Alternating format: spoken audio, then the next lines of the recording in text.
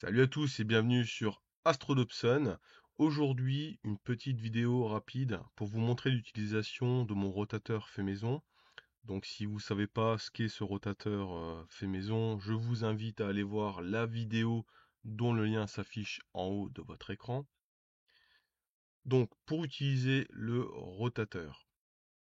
Alors déjà, mon télescope il est synchronisé, il est en position, plus ou moins sur la cible déjà. Euh, En point de départ, on a la caméra qui est branchée, le télescope et le rotateur, lui par contre, ne l'est pas. Donc il faut le déconnecter, hein. Au début, il doit être déconnecté.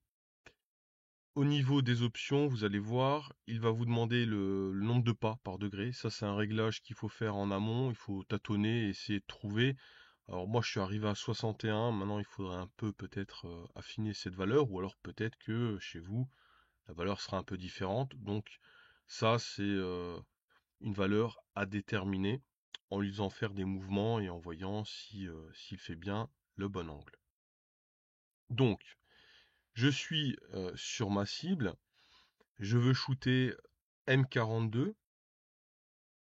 La première chose que je vais faire, c'est lui demander de déterminer l'angle réel de la caméra, puisque par défaut, en fait, il vous met un angle qui n'a aucune signification particulière. Donc là, il va faire un plate solving et il va chercher l'objet et l'angle. Voilà, il a trouvé un angle de grosso modo 43 degrés. Donc je vais maintenant connecter le rotateur et je lui dis que sa position de départ c'est 43 degrés. Je connecte le rotateur. Voilà. Donc mon rotateur est connecté. Et maintenant je vais affiner. Par exemple, peut-être que 70 degrés c'est mieux. Là, je suis prêt à démarrer une séquence. Donc, je vais ajouter ça à un séquenceur simple. Et dans ce séquenceur, donc on a bien nos 70 degrés et les coordonnées de M42. Et nous, on va dire que on veut, en plus, on va dire du centrage un peu traditionnel, nous, on veut vérifier l'angle avec lequel on est en train de prendre l'objet. Et ça, c'est une vérification qu'on va faire de manière régulière. Donc, d'expérience, si on veut rester dans un angle de 3 degrés ou un peu moins, il faut le faire à peu près tous les 3 à 5 minutes. Là, pour l'exemple, on va faire 5 photos de 2 secondes pour que ça aille vite. Et vous allez voir que quand je vais lancer la séquence, la première chose qu'il fait, il vérifie par plate solving le bon centrage de l'objet et ensuite l'angle. Là, il fait la photo. Voilà. Vérifie. Donc là, est-ce qu'on est au niveau de l'objet? Donc il a vu que l'angle n'était pas bon.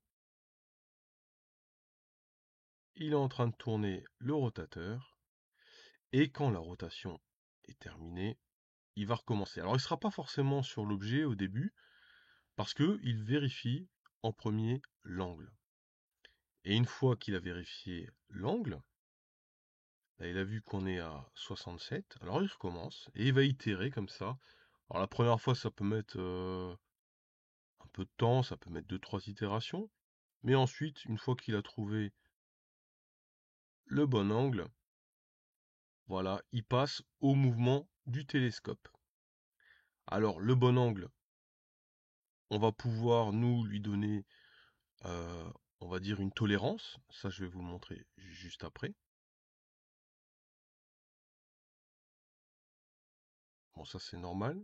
Ça, il veut jamais me resynchroniser la position avec Stellarium, avec SynScan App.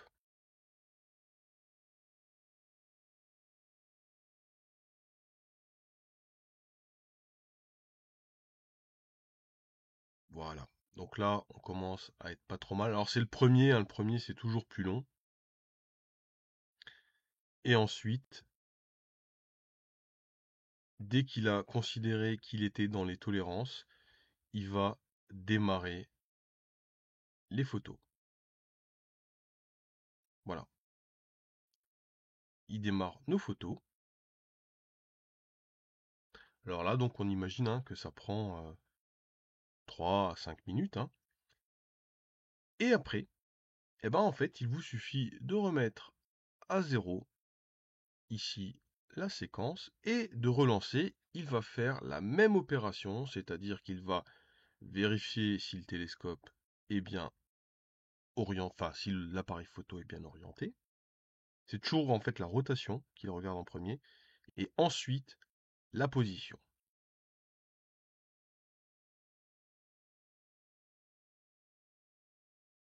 Bon, là clairement, ce soir j'ai un petit problème de synchronisation entre SyncScanApp et